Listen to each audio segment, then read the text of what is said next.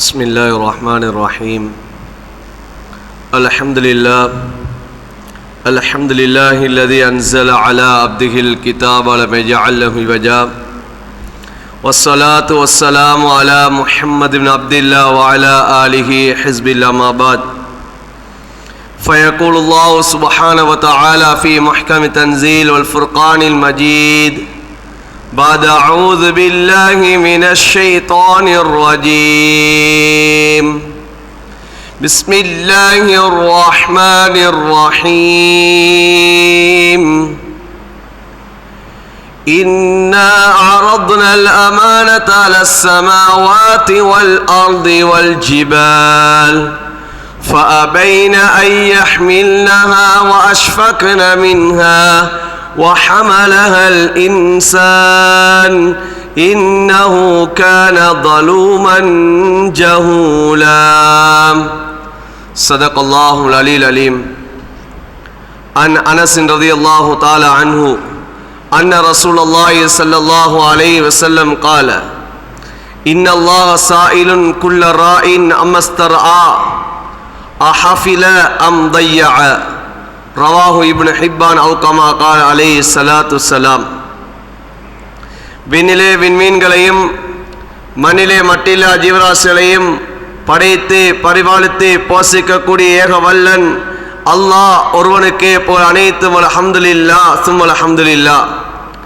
மனிதர்கள் வழிகாட்டிலிருந்து கொண்டிருக்கக்கூடிய சமயம் மனிதர்களுக்கு ஹக்கு பாத் என்பதை வழங்கப்படுத்துவதற்காக வேண்டி குர்ஆனையும் நுபுவத்தையும் ரிசாலத்தையும் கொடுத்திருப்பப்பட்ட எங்களுடைய காரூணிய ஸல்லல்லாஹு அலைஹி வஸல்லம் அவர்கள் மீதும் இன்னும் அவருடைய குடும்பத்தார்கள் தோழர்கள் இனி எவர்களெல்லாம் நபியுடைய சுன்னாக்களையும் வழிமுறைகளையும் அடியொட்டி பின்பற்றி வாழ்ந்து கொண்டிருக்கின்றார்களோ கியாமத்து பரியந்த வரைக்கும் யாரெல்லாம் வாழ்வார்களோ அத்தனை உத்தமர்கள் மீதும் அல்லாஹுடைய ஸலாத்தன் கருணையும் சலாமின் ஈடேற்றம் உண்டாவதாக.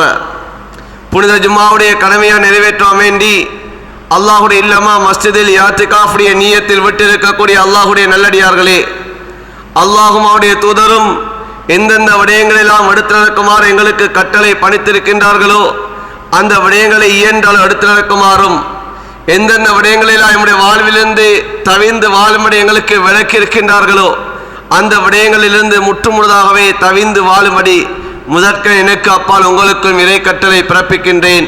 ஃபைன்னி ஊசிக்கு வனப்சி அவ்வளம் பித்தக்குவல்லா. மேலான அன்பான சகோதரர்களே, பெரியார்களே, இந்த உலகத்தில் நாம் மனிதர்களாக படைக்கப்பட்டிருக்கிறோம். அந்த மனிதர்களிலும் புனிதர்களாக அல்லாஹு தாலா இந்த உலகத்திலே எங்களை அல்லாஹ் ஆக்கி வைத்திருக்கிறான். இந்த உலகத்திலே யார் சிறந்தவர்கள் என்பதாக அல்லாஹ் சொல்லுகிறானோ அப்படிப்பட்டவர்களாக அல்லாஹ் எங்களுக்கு இந்த தீனுடைய பாக்கியத்தை தந்து இந்த இஸ்லாம் என்ற மார்க்கத்திலே எங்களை நுழைவித்து அல்லாஹ் இந்த உலகத்திலே வாழ செய்து கொண்டிருக்கிறான். நாம் ஒவ்வொருத்தரும் நாம் நபிமார்களுடைய பிரதிநிதிகளாகத்தான் இந்த உலகத்திலே வாழ்ந்து கொண்டிருக்கிறோம். நபிமார்கள் இல்லாத ஒரு காலம், இந்த காலத்திலே நபிமார்களுடைய பொறுப்பை சுமந்தவர்களாக அவர்கள் இந்த உம்மத்திடத்திலே என்ன பொறுப்பை தந்துவிட்டு சென்றிருக்கிறார்களோ அந்த பொறுப்பை நாம் சுமந்தவர்களாகத்தான் இந்த உலகத்திலே வாழ்ந்து கொண்டிருக்கிறோம். அல்லாஹ் இந்த உலகத்திலே எங்களை பிரதிநிதிகளாக அல்லாஹு தஆலா ஆக்கி வைத்திருக்கிறார். இந்த உலகத்துடைய பொறுப்புகள் எம்முடைய பொறுப்புகள் என்று சொல்லி பல பொறுப்புகளை சுமந்தவர்களாக வாழ்ந்து கொண்டிருக்கிறோம். ஒவ்வொரு மனிதனும் அவன் 5 பொறுப்புகளை அவன் சுமந்து கொண்டிருக்கிறான். அதில் ஒரு பொறுப்பு தான் குர்ஆனிலே அல்லாஹ் சொல்லுகிறான், யா அய்யுஹல்லதீன ஆமனு கூ அன்ஃபுஸக்கும். ஈமான் கொண்ட விசுவாசிகளே, நீங்கள் உங்களை பாதுகாத்துக் கொள்ளுங்கள், உங்களை நரகத்திலிருந்து நீங்கள் பாதுகாத்துக் கொள்ளுங்கள் என்பதாக அல்லாஹ் சொல்கிறான். இது அன்பான சகோதரர்களே முதலாவது பொறுப்பு. எம்மை நாம் நரகத்தை விட்டு பாதுகாப்பது இது நாம் சுமந்திருக்கக்கூடிய முதலாவது பொறுப்பாக இருந்து கொண்டிருக்கிறது. இரண்டாவது பொறுப்பை அல்லாஹ் சொல்கிறான், வஅஹ்லீக்கும் நாரா, உங்களுடைய தாய் தகப்பன், உங்களுடைய மனைவி மக்கள், உங்களுடைய சகோதரர்கள் என்று சொல்லக்கூடிய இந்த குடும்பத்தார்களை நீங்கள் நரக நெருப்பை விட்டு நீங்கள் பாதுகாத்துக் கொள்ளுங்கள் என்று அல்லாஹ் சொல்லுகிறான். இது நாம் சுமந்திருக்கக்கூடிய இரண்டாவது பொறுப்பாக இருந்து கொண்டிருக்கிறது. மூன்றாவது பொறுப்பு அல்லாஹ் நபியை பார்த்து சொல்லுகிறான், வஅன்சிர் அஷீரத்தகல் அக்ரபீன், நபியே உங்களோடு இருக்கக்கூடிய நெருங்கிய குடும்பத்தார்கள் இருப்பார்கள், அந்த குடும்பத்தார்களை நீங்கள் நரகை விட்டும் பாதுகாப்பது, அவர்களுக்கு நீங்கள் எச்சரிக்கை செய்யுங்கள் என்பதாக நபியை பார்த்து அல்லாஹ் சொல்லுகிறான். மூன்றாவது பொறுப்பு அன்பான சகோதரர்களே, எம்முடைய ஏனைய குடும்பத்தார்களை நாம் எவ்வாறு சொர்க்கத்துக்கு கொண்டு செல்லலாம், அவர்களை நாம் எவ்வாறு நரகத்தை விட்டு பாதுகாக்கலாம் என்பதை சிந்திப்பது, அதற்காகவே முயற்சி செய்வது, இது எங்களுடைய மூன்றாவது பொறுப்பாக இருந்து கொண்டிருக்கிறது. நான்காவது பொறுப்பு, அல்லாஹ் எந்த பொறுப்பை அல்லாஹ் நபிக்கு கொடுத்தானோ அந்த நபியுடைய உம்மத்தாகிய எம்மீதும் அந்த பொறுப்பு இருக்கிறது. அல்லாஹ் சொல்லுகிறான், லிதுன்சிர உம்மல் குரா, அல்லாஹ் குர்ஆனிலே நபியை பார்த்து சொல்லுகிறான், நபியே நீங்கள் எந்த ஊரிலே நீங்கள் இருக்கிறீர்களோ, உம்மல் குரா என்று சொல்வது இது மக்காவை அல்லாஹ் சொல்லி காட்டுகிறான். நீங்கள் எந்த ஊரில் இருக்கிறீர்களோ அந்த ஊரில் உள்ள மக்களை அல்லாஹ்வின் பால் அழைப்பது, அந்த மக்களை நரகத்தை விட்டு பாதுகாப்பது, அவர்களுக்கு நீங்க எச்சரிக்கை செய்வது, இது உங்களுடைய கடமை என்று அல்லாஹ் சொல்லுகிறான். அன்பான சகோதரர்களே, பெரியார்களே, இது நான்காவது பொறுப்பு. ஐந்தாவது பொறுப்பு, வமன் ஹவுலஹா, இந்த ஊருக்கு அருகாமையில் இருக்கக்கூடிய ஊர்கள் இருக்கிறது, அந்த ஊர்களில் உள்ளவர்களுக்கும் அச்சமூட்டி எச்சரிக்கை செய்வது எங்களுடைய பொறுப்பாக இருந்து கொண்டிருக்கிறது. இந்த 5 பொறுப்புகளும் இதை நாம் சுமந்திருக்கிறோம். ஆனால் இன்னும் ஒரு பொறுப்பு இருக்கிறது, அது ஆக மேலான பொறுப்பு. அதனை உலமாக்களே சிலர் 6வது மனிதன் சுமக்க வேண்டிய பொறுப்பு என்பதாக சொல்லுகிறார்கள். நபியுடைய உம்மத்தாகிய நாம் சுமக்க வேண்டிய ஆக பெரிய பொறுப்பும் என்பதாக சொல்லுகிறார்கள். அதுதான் அல்லாஹ் இந்த உலகத்துடைய பொறுப்பை நபிக்கு அல்லாஹ் கொடுத்திருந்தான். ரஹ்மத்துல் லில் ஆலமீனாக அல்லாஹ் ஆக்கி வைத்திருந்தான். முழு உலகத்தில் உள்ள மக்களையும் நாம் இந்த தீனை அவர்களுக்கு கொண்டு செல்ல வேண்டிய பொறுப்பு, இதனையும் நாம் சுமந்தவர்களாக இருந்து கொண்டிருக்கிறோம். எனவே அன்பான சகோதரர்களே, பெரியார்களே, நாம் இருக்கக்கூடிய நாம் ஒவ்வொருத்தரும் பொறுப்புதாரிகளாக இருந்து கொண்டிருக்கிறோம். ஏதோ ஒரு ரீதியில் ஒரு பொறுப்பை நாம் சுமந்தவர்களாக இருந்து கொண்டிருக்கிறோம். ஸல்லல்லாஹு அலைஹி வஸல்லம் அவர்கள் சொல்லி காட்டினார்கள், இன்னல்லாஹ ஸாயிலுன் குல்ல ராயின் அம்மஸ்தர்ஆஹு அஹஃபில அம் ضيع. அல்லாஹ் நிச்சயமாக அல்லாஹ் தஆலா ஒவ்வொரு பொறுப்புதாரிகளுக்கும் அல்லாஹ் கேள்வி கணக்கு என்ற ஒன்றை அல்லாஹ் வைத்திருக்கிறான். அந்த கேள்வி கணக்கு அவர்கள் எதனை பொறுப்படுத்தார்களோ, எதனை அவர்கள் சுமந்தார்களோ, அதனை அந்த பொறுப்பை அவர்கள் பாதுகாத்து அந்த பொறுப்பை சரியாக நிறைவேற்றினார்களா அல்லது வீணடித்தார்களா என்பதை அல்லாஹ் கேட்பான் என்பார் ஸல்லல்லாஹு அலைஹி வஸல்லம் அவர்கள் சொல்லி காட்டினார்கள்.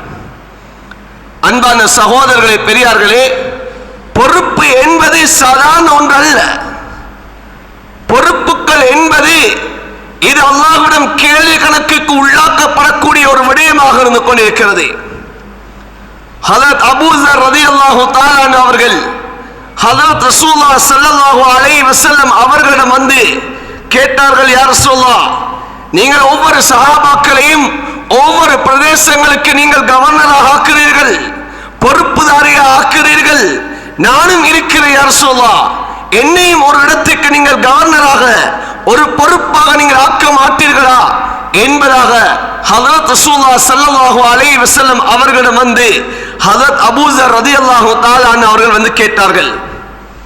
ஹஜ்ரத் அபூ ஸர் ரலியல்லாஹு தஆலா அன்ஹு அவர்களை பார்த்து ஸல்லல்லாஹு அலைஹி வஸல்லம் சொன்னார்கள், யா அபூ ஸர் இன்னக லஈஃபுன், அபூ ஸர் நீங்களே பொறுப்பை சுமக்கக்கூடியவர் அல்ல, நீங்கள் பலகீனமானவர்கள், உங்களுடைய உள்ளம் சாஃப்டானது, நீங்கள் அந்த பொறுப்புகளை எல்லாம் நிறைவேற்றக்கூடிய தன்மை உங்களிடம் இல்லை.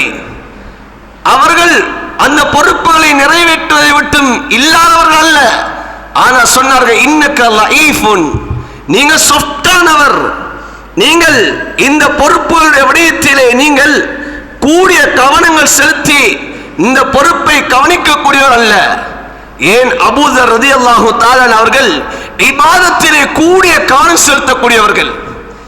ஸல்லல்லாஹு அலைஹி வஸல்லம் சொன்னார்கள், அபூதர் நீங்கள் தனிமையில வாழ்வீர்கள், தனிமையாக நீங்கள் மௌத்தாகுவீர்கள், உங்களை ஒரு பிரயாண கோஷ்டி உங்களுடைய ஜனாசாவுடைய கடைசி விடயங்களை அவர்கள் நிறைவேற்றுவார்கள் என்று சொன்னார்கள். அதே போன்றுதான் ஹஜ்ரத் அபூ ஸர் ரலியல்லாஹு தஆலா அவர்கள் ரபுதாவுடைய காட்டிலே போய் இபாதத்துகள் செய்து கொண்டு வாழ்ந்தார்கள். அவர்கள் மரணத்தை எட்டக்கூடிய சமயம் தன்னுடைய மனைவியை பார்த்து சொன்னார்கள், எனக்கு ஹஜ்ரத் ரசூலுல்லாஹ் சொல்லி இருக்கிறார்கள், தனிமையிலே வாழ்வேன், தனிமையிலே வஃபாத் ஆவேன் என்று சொன்னார்கள். நான் இதே காட்டிலே வஃபாத் ஆகிறேன், என்னுடைய ஜனாசாவை கொண்டு போய் பாதையிலே வையுங்கள் என்று சொன்னார்கள். இப்போ ஜனாசா பாதையிலே வைக்கப்பட்டது. அப்துல்லாஹ் இப்னு மஸ்ஊத் ரலியல்லாஹு தஆலா அவர்கள் பிரயாணத்தை முடித்துக் கொண்டு வருகிறார்கள். ஜனாசா பாதையிலே வைக்கப்பட்டிருக்கிறது. கேட்டார்கள், இது யாருடைய ஜனாசா என்பா கேட்டார்கள். மனைவி ஓரத்தில் இருந்து சொன்னார்கள், அபூ ஸர்ருடைய ஜனாசா என்பா சொன்னார்கள். ஹஜ்ரத் அப்துல்லாஹ் இப்னு மஸ்ஊத் ரலியல்லாஹு தஆலா அவர்கள் அழ ஆரம்பித்து விட்டார்கள். சொன்னார்கள், சதக ரசூலுல்லாஹ், சதக ரசூலுல்லாஹ் ஸல்லல்லாஹு அலைஹி வஸல்லம், அன்று ஹஜ்ரத் ரசூலுல்லாஹ் சொன்னது இன்று உண்மையாகி விட்டது என்பதாக அபூ ஸர் ரலியல்லாஹு தஆலா ஜனாசாவை தொழுகை நடாத்தினார்கள். அன்பான சகோதரர்களே, பெரியார்களே, ஹஜ்ரத் ரசூலுல்லாஹ் சொன்னது நீங்கள் பொறுப்புக்கு நீங்கள் பலகீனமானவர்கள் என்று சொன்னது, இவர்கள் இபாதத்தில் கூடுதலாக முயற்சி செய்வார்கள். இபாதத்தில் கூடுதலாக முயற்சி செய்யக்கூடியவர்களுக்கும் இந்த பொறுப்புகள் என்பது இது ஏலாது என்பதைத்தான் ஹஜ்ரத் ரசூலுல்லாஹ் சொன்னார்கள். யா அபூ ஸர் இன்னக லஈஃபுன், நீங்க பலகீனமான ஒருவர், வ இன்னஹா அமானா, நீங்க கேட்கக்கூடிய அந்த பொறுப்பு இருக்குதானே, அந்த பொறுப்பு இது அமானிதமானது, இது ஒரு அமானிதமானது.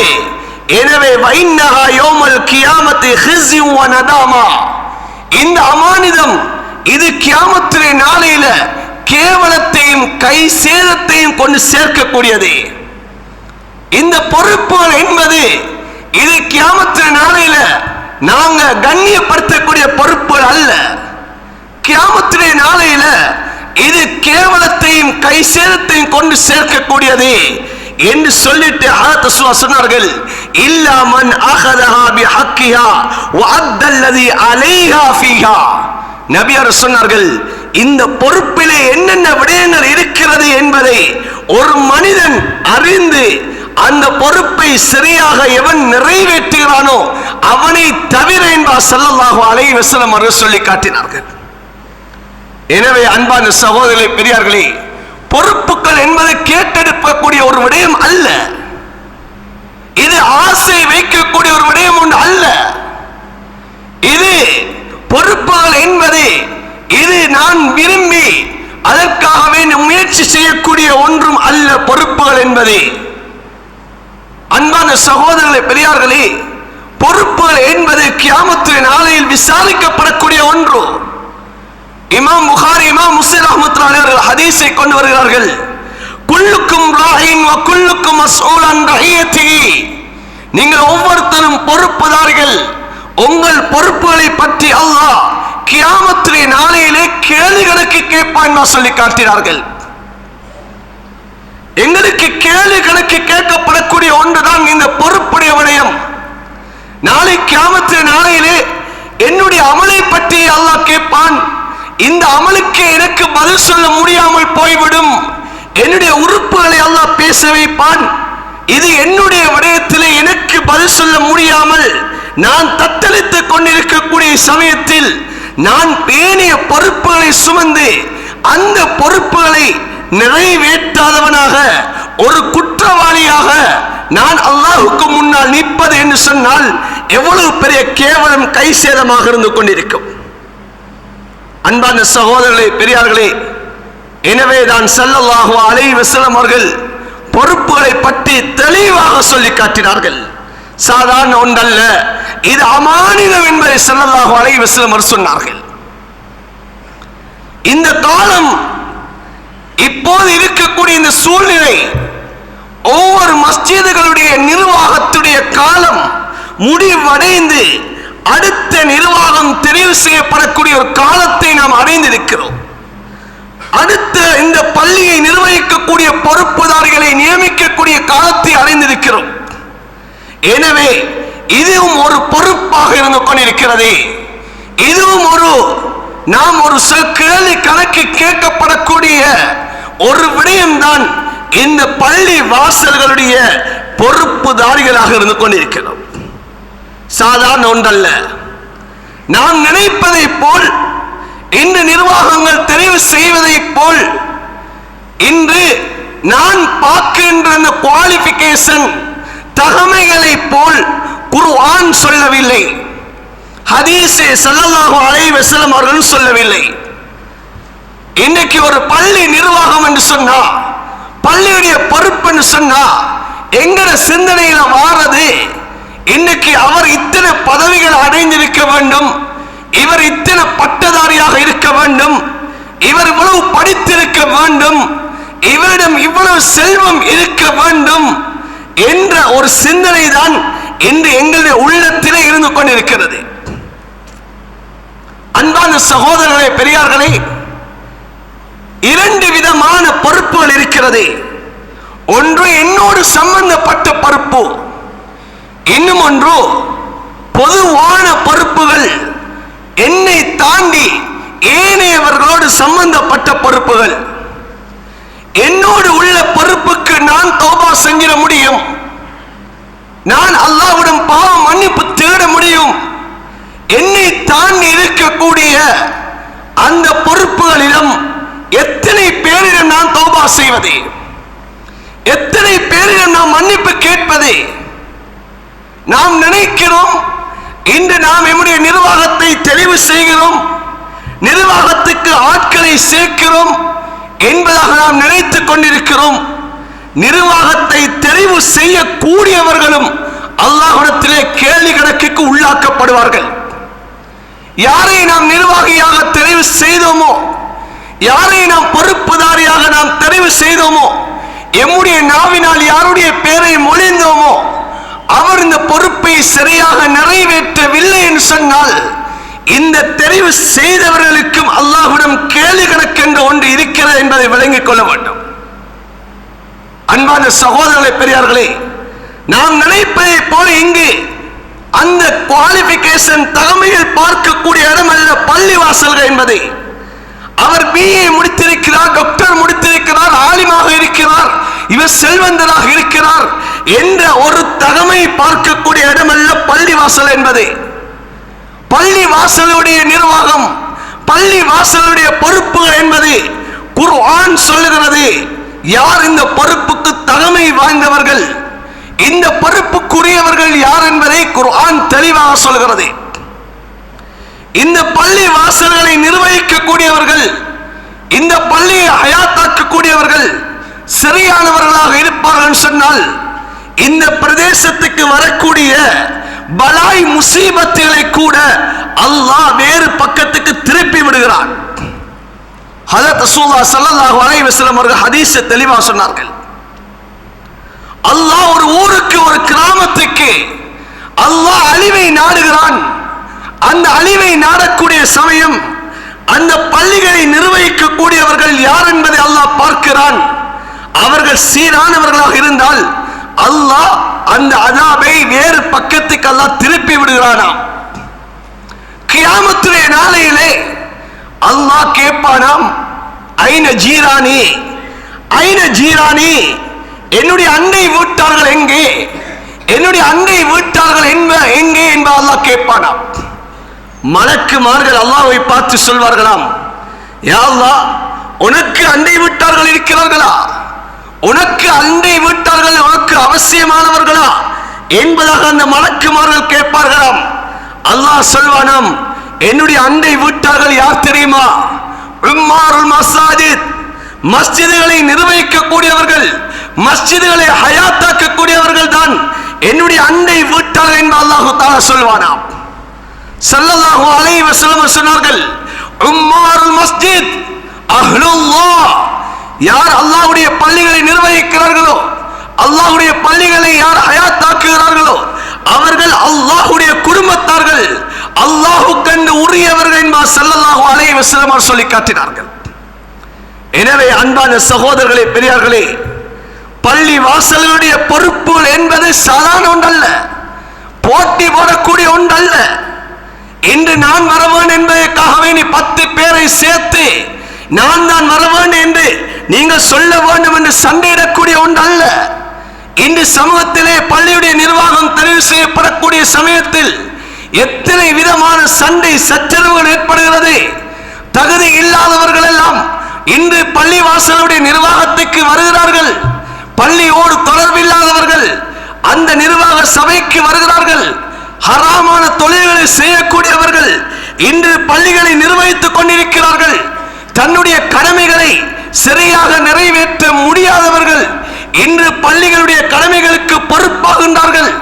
இன்று தன்னுடைய குடும்பத்தையே சரியான முறைக்கு வழிப்படுத்த தெரியாதவர்கள் இன்று பள்ளியையும் ஊரையும் நெறிப்படுத்துவதற்காகவே இன்று முன் வருகிறார்கள். இன்று பல குற்றச் செயல்களில் அகப்பட்டவர்கள், தான் ஒரு குற்றவாளி என்பதாக நிரூபிக்கப்பட்டவர்கள் எல்லாம் இன்று பள்ளி வாசல்களை எல்லாம் இன்று நிர்வகித்துக் கொண்டிருக்கிறார்கள். இன்று வியாபாரத்திலே வட்டியோடு சம்பந்தப்பட்டவர்கள், இன்று கடனோடு சம்பந்தப்பட்டவர்கள் எல்லாம் இன்று பள்ளி நிர்வாகத்துக்கு இன்று ஆசை கொள்கிறார்கள். இன்று ஏனைய இதற்கு முன்னாலும் நிர்வாகத்தில் இருந்து கொண்டு அந்த நிர்வாகத்திலே பண மோசடியில் ஈடுபட்டவர்கள், பள்ளி சொத்துகளிலே விளையாடியவர்கள் இன்று பள்ளியுடைய நிர்வாகத்துக்கு இன்று ஆசை கொள்ளக்கூடிய அளவு இன்று பள்ளியுடைய நிர்வாகம் மாறிவிட்டது. எவ்வளவு கேவலமான, எவ்வளவு கவலையான ஒரு விடயமாக இருந்து கொண்டிருக்கிறது. பயந்து பயந்து செய்யக்கூடிய ஒரு பொறுப்பு, இந்த பொறுப்புக்கு நான் தகுதி கிடையாது, இது வேண்டாம் என்று சொல்லி நான் பின்னாகக்கூடிய விரண்டோடக்கூடிய ஒரு பொறுப்பு தான் இந்த பள்ளிகளுடைய நிர்வாகத்துடைய பொறுப்பு என்று சொல்லக்கூடியது. ஆனா இன்று சண்டை பிடிக்கிறோம் அன்பான சகோதரர்களே. இன்று இதற்காக வேண்டி போட்டி போடுகிறோம்.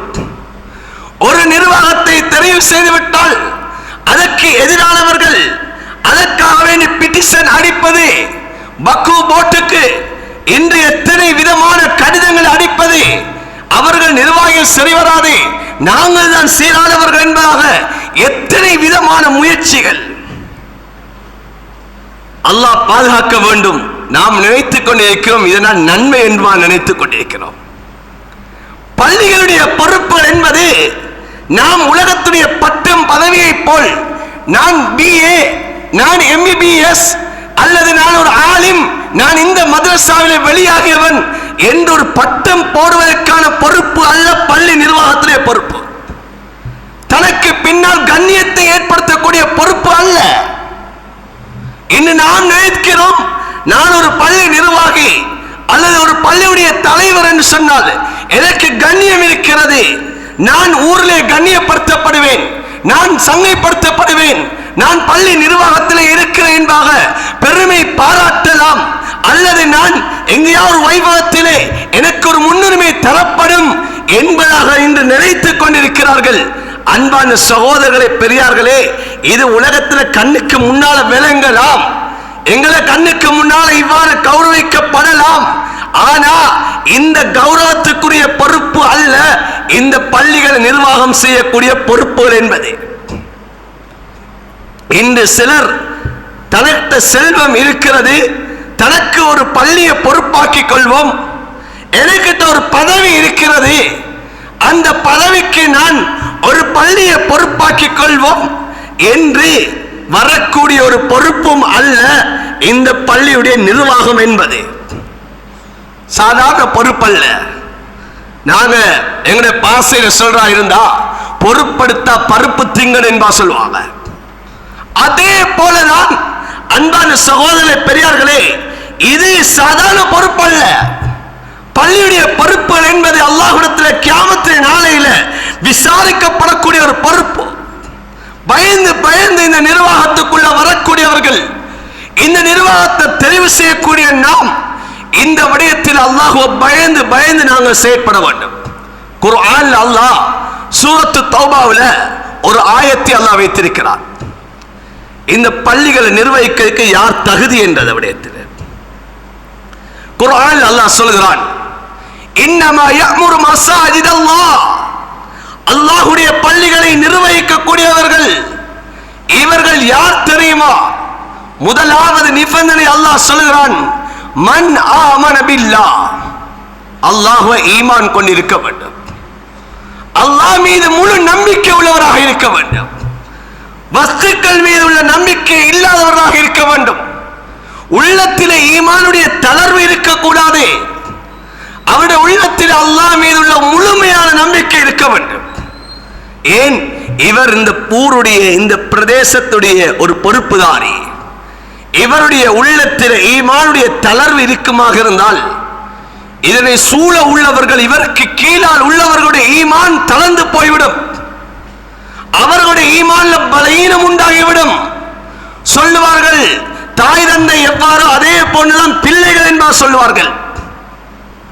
இவர்கள் பள்ளிகளை நிர்வகிக்க கூடியவர்கள், எம்முடைய தலைமை பள்ளி வாசல்களை நிர்வகிக்க கூடியவர்கள், அவர்களுடைய ஈமான் உறுதியான ஈமான் உள்ளவர்களாக இருக்க வேண்டும். மன் ஆமன பில்லாஹ், அல்லாஹ் சொல்லக்கூடிய முதலாவது நிபந்தனை.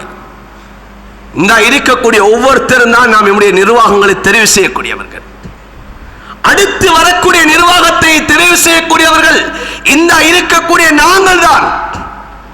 நன்றாக வழங்கிக் கொள்ளுங்கள், நாம் யாரை தெரிவு செய்கிறோம்? ஈமான் உள்ள ஒருவராக இருக்கிறாரா? அல்லாஹ் சொல்லக்கூடிய நிபந்தனை, முதலாவது நிபந்தனை மன் ஆமன பில்லாஹ், ஈமான் இருக்க வேண்டும். இரண்டாவது நிபந்தனை வல் யௌமில் ஆகிர், கியாமத்துடைய நாள் ஒன்று இருக்கிறது என்ற பயம், அச்சம், ஈமான் இருக்க வேண்டும். இந்த பயம் இல்லைன்னு சொன்னா, கியாமத்துடைய நாள் ஒன்று இருக்கிறது, மௌத் ஒன்று இருக்கிறது, எனக்கு சக்கராத் ஒன்று இருக்கிறது, கபருடைய வாழ்க்கை ஒன்று இருக்கிறது, மறுமைய நாளில் எனக்கு விசாரணை என்ற ஒன்று இருக்கிறது என்ற அந்த ஈமான் இல்லை என்று சொன்னால், அன்பான சகோதரி பெரியார்களே, இன்று எத்தனை பள்ளிவாசலுடைய செய்திகளை கேள்விப்படுகிறோம். இன்று எத்தனை பள்ளிவாசலுடைய செய்திகளை நாம் இன்று வலைத்தளங்களில் பார்த்து கொண்டிருக்கிறோம். இன்று பள்ளிவாசலுடைய சொத்துக்களை தன்னுடைய சொத்துக்களாக இன்று பயன்படுத்துகிறார்கள். காரணம் என்ன? ஈமான் இல்ல, மௌத்துடைய அச்சம் இல்ல. பள்ளிகளுடைய காசுகளை இன்று வியாபாரத்திலே சேர்த்து வியாபாரம் செய்த எத்தனை நிர்வாகிகள் இருக்கிறார்கள்.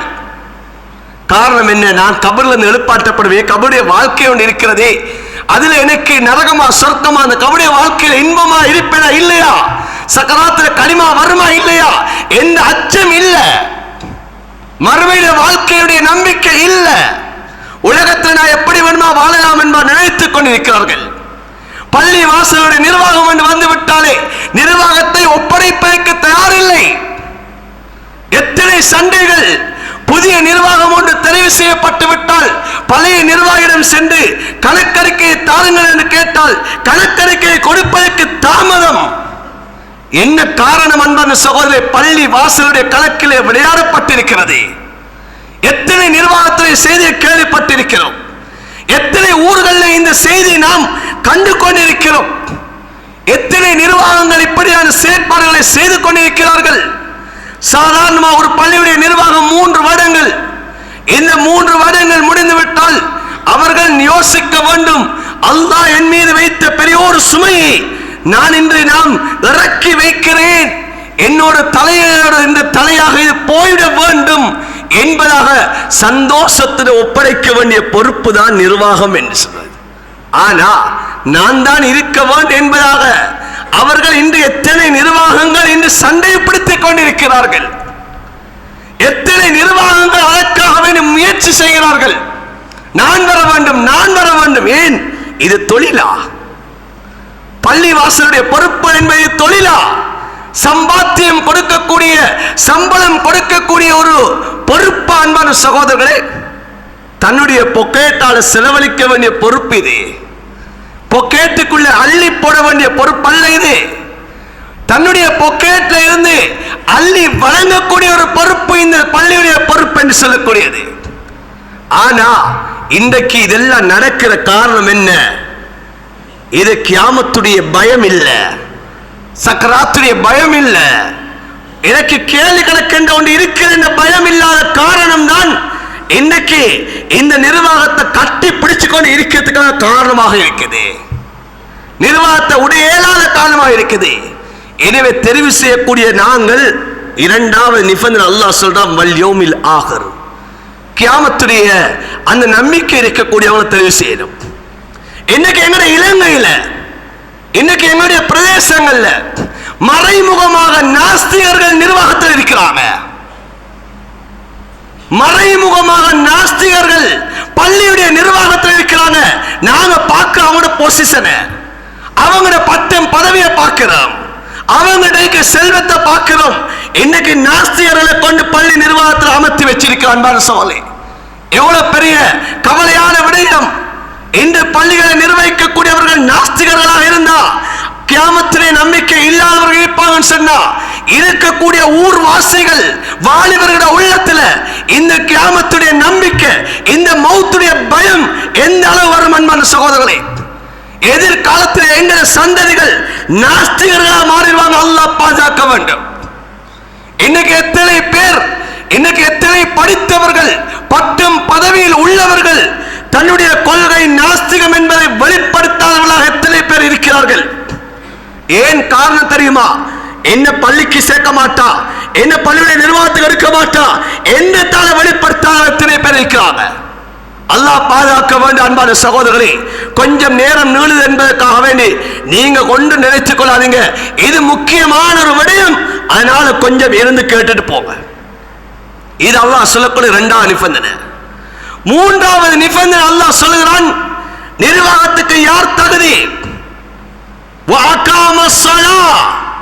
அல்லாஹ் ஒரே ஆயத்தில் அல்லாஹ் சொல்லிக் கொண்டு வர்றான், தொழுகையை நிலைநாட்டக்கூடியவராக இருக்க வேண்டும். தொழுகையில பொடுவோக்கு செய்யக்கூடியவர்கள் நிர்வாகத்துக்கு வரக்கூடாது. இந்த நிர்வாகத்துடைய தெரிவுன்னு சொன்னா, இன்னைக்கு அசலுக்கு பின்னால நிர்வாகத்துக்கு தெரிவுன்னு சொன்னா, பள்ளி பக்கம் இல்லாதவங்க பள்ளிக்கு வருவாங்க.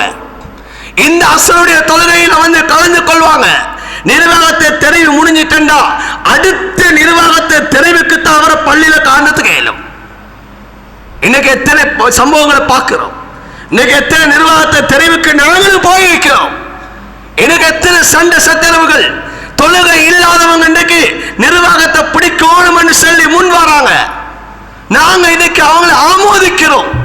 முகத்தாட்சியைக்காக வேண்டி, குடும்பம் என்பதற்காக வேண்டி, என்னுடைய தொழில் அவர் உதவி செய்கிறார் என்பதற்காக வேண்டி, அவருக்கு நான் இன்று வியாபாரத்தோடு கொடுக்கல் வாங்கல நான் ஈடுபடுவேன் என்பதற்காக வேண்டி எத்தனை தொழில்கை இல்லாதவர்களை நாம் ஆமோதிக்கிறோம். நாவுகளாம் இன்னைக்கு ஜும்மாவுடைய நேரம், இந்த பள்ளியுடைய நிர்வாகம் எப்படி என்பது எனக்கு தெரியாது. இன்றைய ஜும்மாவுடைய நேரம், எத்தனை நிர்வாகிகள் ஜும்மாவுடைய நேரத்துக்கு முன்னு கூட்டி வந்தவர்கள் இருக்கிறார்கள். எத்தனை நிர்வாகிகள் ஜும்மாவுடைய நேரம் முடிவடைய போகிறது, மிம்பரை விட்டு இமாம் இறங்க போகிறார். எத்தனை நிர்வாகிகள் இன்னும் வராதவர்கள் எத்தனை பேர் இருக்கிறார்கள். எத்தனை ஃபுட்போர்ட்ல வரக்கூடியவர்கள் தொழுகை ஆரம்பித்ததற்கு பிறகு வரக்கூடிய நிர்வாகிகள் இருக்கிறார்கள்.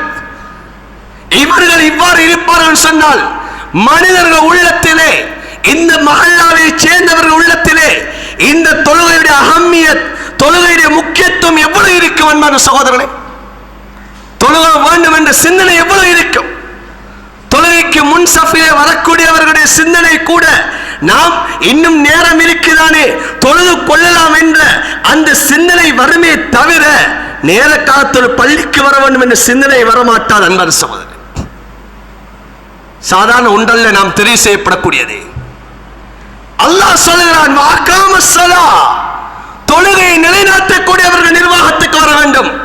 தொழுகையில் பொடுவோக்கு செய்யக்கூடியவர்கள், தொழுகையை தாமதித்து தொழக்கூடியவர்கள், தொழுகாதவர்கள் இந்த நிர்வாகத்துக்குள் வரக்கூடாது. நாங்களும் அவர்களை ஆமோதித்து விடக்கூடாது. இந்த தவறை நான் செய்து விடக்கூடாது. அல்லாஹ்விடம் எனக்கு கேள்வி கணக்கு இருக்கிறது அன்பான சகோதரர்களே. இப்படியாப்பட்ட ஒருவரை நான் பேரை மொழிகிறேன், இன்னும் ஒருவர் அவரை ஆமோதிக்கிறார் என்றால் அன்பான சகோதரர்களை, கியாமத்து நாளில் எனக்கு அல்லாஹ்விடத்தை கேள்வி கணக்கு இருக்கிறது. அல்லாஹ் சொல்லக்கூடிய நிபந்தனை நான் இழக்க செய்கிறேன். அல்லாஹ் சொல்றான், மூன்றாவது நிபந்தனை வாக்காம ஸலா, நான்காவது நிபந்தனை அல்லாஹ் சொல்கிறான், நிர்வாகத்துக்கு யார் தகுதி? வஅகாம ஸலாத்த வஆத ஸகாத்த, ஸகாத் கொடுக்கக்கூடியவராக இருக்க வேண்டும், ஸகாத்தை நிறைவேற்றக்கூடியவராக இருக்க வேண்டும். இன்று எத்தனை நிர்வாகத்தில் உள்ளவர்கள் இருக்கிறார்கள், தன்னுடைய ஸகாத்தை நிறைவேற்றாத எத்தனை பேர் இருக்கிறார்கள்? 102.5% ஸகாத்தை கொடுக்காத எத்தனை நிர்வாகிகள் இருக்கிறார்கள்? அன்பான சகோதரி, நபி அவர் சொன்னார்கள், ஒரு ஊர்ல ஸகாத்து சரியாக நிறைவேற்றப்படையில்லைன்னு சொன்னா அந்த ஊரு பஞ்சம் வரும்னு சொன்னாங்க. அந்த ஊர்ல உள்ளவர்கள் சிரமத்தை மேற்கொள்வாங்கன்னு சொன்னாங்க. ஆனா ஊரை தலைமை தாங்கக்கூடியவங்க, பள்ளியை தலைமை தாங்கக்கூடியவங்க ஸகாத்தை கொடுக்க இல்லைன்னு சொன்னா எங்கட மஹல்லா வாசிகள் கள்ளர்களா பேத்திடுவாங்க, எங்களுடைய வாலிபர்கள் அவர்கள் திருடர்களா மாறிடுவாங்க. பஞ்சம், அன்பான சகோதரர்களே, காதல் ஃபக்ர் ஐய கூட குஃப்ரா, பஞ்சம் என்பது இறை நிராகரிப்பை கொண்டு சேர்க்கும் என்பா சொன்னார்களே, அந்த இறை நிராகரிப்புக்கு மக்கள் முர்தத்தாக மாறிடுவாங்க. ஏன்? இங்க பள்ளியில் இருக்கக்கூடியவர்கள் நிர்வாகிகள் ஸகாத் கொடுக்கவே இல்லை, நிர்வாகத்தில் இருக்கக்கூடிய சரியான முறையில ஸகாத்தை கொடுக்கிறது இல்லை. அதனால பஞ்சம் பசியால மனிதர்கள் அவர்கள் ரித்தத்துடைய அந்த மத மாற்றத்துக்கு போயிடுவாங்க. இன்னைக்கு ஒவ்வொரு நாளும் பேப்பர்ல பேர் மாற்றம் என்று சொல்லி ஒரு பகுதி வந்து கொண்டிருக்கிறது. பார்த்தா என்ன அன்பான சகோதரர்களே, கஷ்டம், அவர்களுடைய சிரமத்தால அவர்கள் இன்று மதம் மாறிக்கொண்டு போறாங்க. கண்ணீர் வடிக்க வேண்டும். இன்னைக்கு நாங்க செய்யற தவறு அன்பான சகோதரே, மிம்பர்ல இருந்து மனத்தியால கணக்கா பேசலாம், முடிவெடுக்க வேண்டியவர்கள் நீங்கள் தான், நாங்கள் அல்ல. முடிவெடுக்க வேண்டியவர்கள் நீங்கள் தான். இந்த மஹல்லாவை சேர்ந்தவர்கள், இந்த ஊரை சேர்ந்தவர்கள் தான் முடிவெடுக்க வேண்டியவர்கள். நாம் மிம்பர்ல வைத்து அல்லாஹ்வுடைய தீனை சொல்ல முடியும், ஹக்கை சொல்ல முடியும். ஆனால் ஹஸரத் நீங்க எவ்வளவு வேணுமானாலும் கத்துங்க, எத்தனை மணி நேரம் வேணுமானாலும் சொல்லுங்க. ஆனா நாங்க நிர்வாகத்துல நாங்க இப்படித்தான் தெரிவு செய்வோம், நாங்க இப்படியானவர்களை தான் கொண்டு நிர்வாகத்தை நாங்க அமைப்போம், எங்கட திட்டம் ஒன்று இருக்குது, இந்த பள்ளியை பிடிக்கணும், எங்கட கொள்கையை உள்ளுக்கு கொண்டு வரணும், நாங்க இந்த பள்ளியில் இருக்கக்கூடிய சொத்துக்களை எங்களுக்குள்ளால நாங்க சமாளிக்கணும் என்ற திட்டத்தோட இருப்பீங்கன்னா இந்த ஊரை முன்னேற்ற முடியாது. இன்னைக்கு நாங்க யோசிக்கிறோம், எங்கள் சந்ததிகள் அல்லாஹ் பாதுகாக்க வேண்டும். அன்பான சகோதரர்களே, சந்ததிகள் அல்லாஹ் தஆலா பெரிய ஒரு மாற்றத்தை அல்லாஹ் ஏற்படுத்தி விடுவார். எங்களுக்கு துஆ கேட்கக்கூடிய சந்ததிகள் கூட இல்லாத நிலைமை உருவாகிடும். இன்னைக்கு எங்கட சுய லாபம், எங்கட சுய சிந்தனையால, இன்னைக்கு எங்கட அரசியலால, இன்னைக்கு நிர்வாகம் தெரியப்போன அரசியல் உள்ளுக்குள்ள வார, அந்த அரசியல் அவருடைய அரசியலுடைய வாதிகளை உள்ளுக்கு சேர்க்கணும், இந்த அரசியல் கட்சியுடைய உள்ளுக்கு சேர்க்கணும், இந்த அரசியல் உள்ளுக்கு பூத்துற. இது பள்ளிவாசல் என்பது அரசியல் செய்யக்கூடிய இடம் அல்ல. பள்ளி வாசலுடைய நிர்வாகி என்பவர்கள் அரசியல்வாதிகளுக்கு சோரம் போகக்கூடியவர்களும் அல்ல. அவர்கள் எந்த கட்சியில் இருக்கலாம், தனக்கு எந்த விருப்பமான கட்சியில் அவர் இருக்கலாம். ஆனால் பள்ளிக்குள்ளான இவர்கள் அரசியலை கொண்டு நுழைவிக்க கூடாது. அப்படி நுழைவிப்பார்கள் சொன்னால் ஊருக்குள்ளால் பிரச்சனைகள், சண்டை சச்சரவுகள், உள்ளங்களுக்கு மத்தியிலே ஒருங்கிணைப்பு, உள்ளங்களுக்கு மத்தியிலே ஒற்றுமை என்பது இல்லாமல் போய்விடும் அன்பான சகோதரர்களே. அதனால்தான் அல்லாஹ் நிர்வாகங்கள் செய்யக்கூடியவர்கள் யார் யார் என்பதை அல்லாஹ் சொல்லுகிறான். நான்காவது நிபந்தனை, அல்லாஹ்வுடைய அந்த கடமை ஜகாத்தை நிறைவேற்றக்கூடியவர்களாக இருக்க வேண்டும். ஜகாத்து கொடுக்கக்கூடியவர்கள் நிர்வாகத்துக்கு வர வேண்டும். அதுக்காக வேண்டி ஹராமான தொழிலை செஞ்சு நானும் ஜகாத்தை கொடுக்கிறேன் என்பதற்காக வேண்டி ஊரெல்லாம் சதக்கா கொடுக்கிறாங்க. கொஞ்சம் பேர் இருக்கிறாங்க, ஒவ்வொரு ஊர்லயும் இருக்கிறாங்க. செய்யறது பச்சை ஹராமான தொழில், பச்சை வட்டியோடு சம்பந்தப்பட்ட தொழில், போதை வஸ்துக்களோடு சம்பந்தப்பட்ட தொழில். இன்னைக்கு லட்ச கணக்கில் இன்னைக்கு உழைக்கிறாங்க, கோடி கணக்கில் உழைக்கிறாங்க. ஆனா இன்னைக்கு ஊருக்குள்ள அவருக்கு கண்ணியம் ஏன் கூட குறை செலவழிக்கிறாரு. இன்னைக்கு ஊருக்குள்ள அவரை இன்னைக்கு முன்னுரிமை, எந்த நிகழ்ச்சியை பார்த்து அவரை முன்னுக்கு தூக்கி வைக்கிறாங்க. என்னையும் அவர்கள் லட்ச கணக்கு செலவழிக்கிறாரு. அடுத்தவங்க யோசிக்க இவர் பள்ளிக்கு நிர்வாகத்துக்கு வரணும். ஏன் ஏன் பிள்ளை நான் இந்த போதை வஸ்துக்கு பழக்கம் உள்ள பிள்ளைய மாற்றணுமா? ஏன் பிள்ளையை சமூகத்தில் ஒதுக்கப்படக்கூடிய பிள்ளையாக நான் ஆக்கணுமா? எந்த சந்ததி இவ்வாறான தவறுகளோடு செய்யக்கூடிய சந்ததியா மாற்றணுமா விரும்புறீங்களா? அவங்களை கொண்டு பள்ளிக்குள்ள வைங்க, அவங்களை கொண்டு பள்ளி நிர்வாகத்தில் சேருங்க. அவங்களோட ஹராமான பணத்தை நீங்க அங்கீகரிக்கிறீங்களா? ஊருக்குள்ள அவங்க மாத்திரம் அல்ல, எங்களை தொழில்களே அல்லாஹ் ஹராத்தோடு சேர்த்து விடுவான். சாதாரண ஒன்றல்ல. நாங்க நினைக்கிற சிந்தனை சொற்ப சிந்தனை, எங்களை சிந்தனை அற்பமானது. எங்களை சுய லாபத்துக்கு கொஞ்ச நேரத்துக்காக வேண்டி அந்த நிர்வாகம் தெரிவு செய்யற அரை மணித்தியாலத்தில் நாங்க சிந்திக்கிற சிந்தனை, அன்பான சகோதரர்களை, எங்களை எதிர்கால வாழ்க்கையை அல்லாஹ் சீரழிச்சு விடுவார். இன்னைக்கு ஹராமான தொழிலை செஞ்சு கொண்டு எனக்கு எத்தனை பேர் இன்னைக்கு லட்சக்கணக்கில் பள்ளி வாசலை கொடுக்கிறான். இன்னைக்கு அவன் சல்லிய டொய்லெட்டை கூட பயன்படுத்துறதுக்கு ஏழாண்டு பார்க்கணும். இன்னைக்கு அவன் கொடுக்கக்கூடிய சதக்கா எந்த பேர்ல கொடுக்கிறானே அந்த சல்லிய இன்னைக்கு டொய்லெட்டை கூட பயன்படுத்தாம இல்லையான்னு யோசிக்கிற அளவுக்கு இருக்குது. ஆனா அவனை தூக்கி நாங்க பள்ளிக்குள்ள வைக்கிறோம். பள்ளிக்குள்ள வைக்க நஜீஸ தூக்கி தூய்மையான இடத்துக்கு கொண்டு வர வைக்கிறோம். அன்பான சகோதரனே, அல்லாஹ்வுக்கு இஸ்திக்ஃபார் செய்யணும், தௌபா செய்யணும். எனக்கு முன்னால நிர்வாகங்கள்ல நாங்க இந்த பள்ளி அல்ல வேற பள்ளிவாச நிர்வாகத்திலேயாவது இப்படிப்பட்டவர்களை நாம் வாயால மொழிந்து இருந்தா அல்லாஹ்வுக்கு தௌபா செஞ்சீங்க, யா அல்லாஹ் இதுக்கு பிறகு நான் இப்படியான தவறு செய்ய மாட்டேன். அல்லாஹ் போடக்கூடிய 4வது நிபந்தனை, அல்லாஹ் 5வது நிபந்தனை குர்ஆன்ல சொல்கிறான், வஆத ஸகா வலம் யக்ஷ இல்லல்லாஹ். 5வது நிபந்தனை அல்லாஹ் சொல்கிறான், அல்லாஹ்வை தவிர வேறு யாருக்கும் பயப்படாதவராக இருக்கணும், அல்லாஹ்வுக்கு மாத்திரம் அஞ்சக்கூடியவராக இருக்கணும். இது அவர் என்ற ஒரு சட்டம், இவர் என்ற ஒரு சட்டம், இவர குடும்பத்துக்கு ஒரு சட்டம், இவங்களுக்கு ஒரு வெறுப்பு என்ற அந்த நிபந்தனை இருக்கக்கூடாது, எந்த தன்மை இருக்கக்கூடாது. ஹஜ்ரத் ரசூலுல்லாஹ் எப்படி நிர்வாகம் செஞ்சாங்க தெரியுமா? மஸ்ஜித் நபவியை எப்படி நிர்வாகம் செஞ்சாங்க தெரியுமா? நபி அலைஹிஸ்ஸலாத்து வஸ்ஸலாம் அவங்க சொன்னாங்க, ஏண்ட ஈர கொழுந்தோ ஏண்ட உயிரான ஏண்ட ஃபாத்திமா ரலியல்லாஹு தஆலா அன்ஹா அவர்கள் களவெடுத்தாலும் என்னுடைய மகளுடைய கையை நான் வெட்டுவேன் என்று சொன்னார்கள். நஊது பில்லாஹ். இதான் அன்பான சோலை நிர்வாகிட்டு வரக்கூடிய தன்மை. இது என்ற குடும்பத்துக்காக வேண்டிய ஒரு சட்டத்தை மாத்துறது, என் குடும்பத்துக்காக வேண்டிய பள்ளியுடைய லெட்டர்ல சைமிச்சு கொடுக்கிறது. அவர் வாராரு அல்ல பணத்துக்காக வேண்டி சைமிச்சு கொடுக்கிறது. இன்னைக்கு எத்தனை நிர்வாகங்கள் இன்று அன்பான சோலை மிம்பர்ல வைத்து செல்ல ஏலா எத்தனை விதமான கீழ்த்தரமான விடயங்கள் இன்றைக்கு செய்திருக்கிறாங்க. எத்தனை கள்ள காவின்களை கள்ள நிக்காகளுக்கு துணப்போன நிர்வாகங்கள் இருக்குது, ஹராத்துக்கு துணப்போன நிர்வாகங்கள் இருக்குது.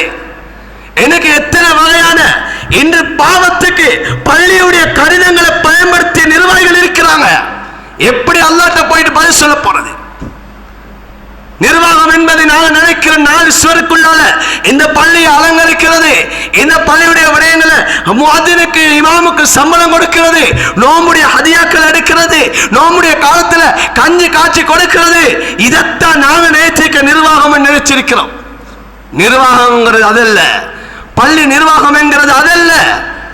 இதுக்கு பின்னால எவ்வளவு விடயங்கள் இருக்குது. பள்ளி வாசலுடைய நிர்வாகங்கள் செய்யக்கூடிய விடயங்கள் என்பதாக எத்தனையோ விடயங்கள் இருக்கிறது.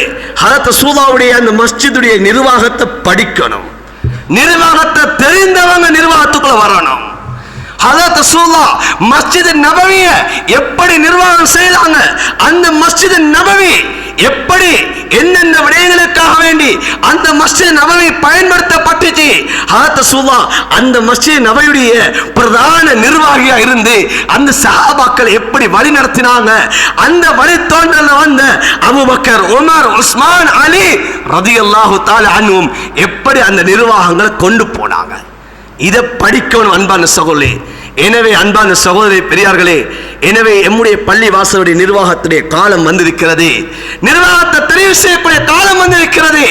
நாங்க மிம்பர்ல சொல்லிட்டு போறோம், இந்த காதால கேட்டு இந்த காதால விடுற விடயம் அல்ல. இது அல்லாஹ்வுடைய ஷரியத்தோடு சம்பந்தப்பட்ட விடயம், எங்களுடைய எதிர்கால சந்ததிகளோடு சம்பந்தப்பட்ட விடயம், இந்த ஊருடைய சீர்திருத்தத்தோடு சம்பந்தப்பட்ட விடயம், இந்த ஊரை பாதுகாக்கக்கூடிய விடயம், இந்த ஊருக்கு வரக்கூடிய பலாய் முசீபத்திலிருந்து இந்த ஊரை ஊர் மக்களையும் பாதுகாக்கக்கூடிய ஒரு விடயம் தான் இந்த பள்ளி வாசலுடைய நிர்வாகம் என்று சொல்லக்கூடியது.